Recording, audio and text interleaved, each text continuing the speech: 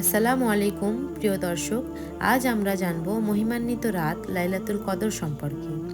এটি এমন একটি রাত যার ইবাদত হাজার মাসের ইবাদতের থেকেও উত্তম। এই রাতের ফজিলত আল্লাহ তাআলা কুরআনে উল্লেখ করেছেন সূরা আল কদরে। আজকের ভিডিওতে জানব লাইলাতুল কদর কি, এই রাতের ফজিলত, এই রাতে কি কি ইবাদত করা উচিত। লাইলাতুল কদর কি?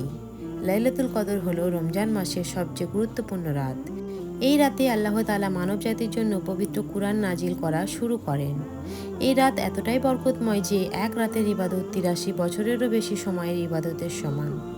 লাইলাতুল কদরের ফজিলত আল্লাহ তাআলা বলেন সূরা আল কদরে, লাইলাতুল কদর হাজার মাসের থেকেও উত্তম। এই রাতে ফেরেশতারা পৃথিবীতে নেমে আসেন, আল্লাহর রহমত বর্ষিত হয়, বান্দাদের দোয়া কবুল হয়। এই রাতে কি কি ইবাদত করবেন? লাইলাতুল কদরের রাতে বেশি বেশি ইবাদত করা উচিত, যেমন নামাজ পড়া, নফল নামাজ ও তাহাজ্জুদ পড়া, কুরআন তেলাওয়াত, কুরআন পড়া ও এর অর্থ বোঝার চেষ্টা করা, জিকির ও তাসবিহ, সুবহানাল্লাহ, আলহামদুলিল্লাহ, আল্লাহু আকবার বেশি বেশি বলা, দোয়া করা, আল্লাহর কাছে নিজের গুনাহ মাফ চাওয়া। বিশেষ দোয়া হাদিসে এসেছে, হজরত আয়েশা রাদিয়াল্লাহু তাআলা আনহু মুহাম্মদ সাল্লাল্লাহু আলাইহি ওয়াসাল্লামকে জিজ্ঞেস করেছিলেন, ইয়া রাসূলুল্লাহ, যদি আমি লাইলাতুল কদর পাই তাহলে কি দোয়া পড়ব? হজরত মুহাম্মদ সাল্লাল্লাহু আলাইহি ওয়াসাল্লাম এই দোয়াটি শিখিয়েছিলেন, আল্লাহুম্মা ইন্নাকা আফুউন তুহিব্বুল আফওয়া ফাফু আন্নি। অর্থ, হে আল্লাহ, আপনি ক্ষমাশীল, ক্ষমা করতে ভালোবাসেন, তাই আমাকে ক্ষমা করুন। লাইলাতুল কদর কখন? রমজানের শেষ 10 রাতের যে কোনো বিজোড় রাতে 21, 23, 25, 27, 29 রাত লাইলাতুল কদর হতে পারে। তাই এই 10 রাত বেশি বেশি ইবাদত করা উচিত। এই রাত সম্পর্কে কোরআনে বলা হয়েছে, এই রাত হাজার মাসের চেয়ে উত্তম। কিন্তু অনেকেই জানতে চান, কিভাবে বুঝবো লাইলাতুল কদরের রাত কোনটি? চলুন জেনে নিই লাইলাতুল কদর রাতের কয়েকটি গুরুত্বপূর্ণ আলামত। 1. রাতটি খুব শান্ত ও প্রশান্ত হয়।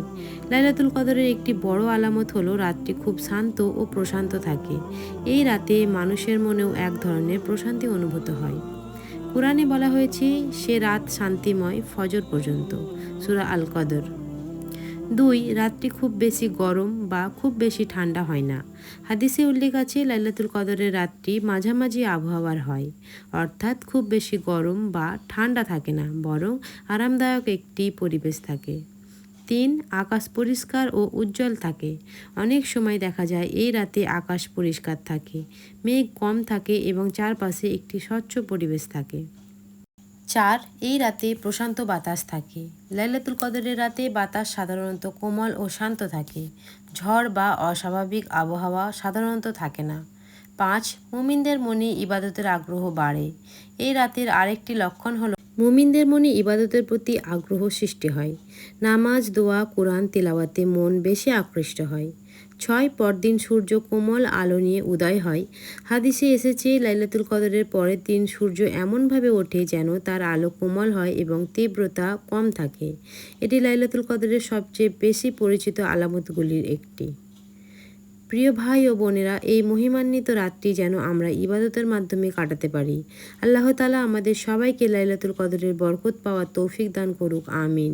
ভিডিওটি ভালো লাগলে লাইক, শেয়ার এবং সাবস্ক্রাইব করতে ভুলবেন না। ধন্যবাদ।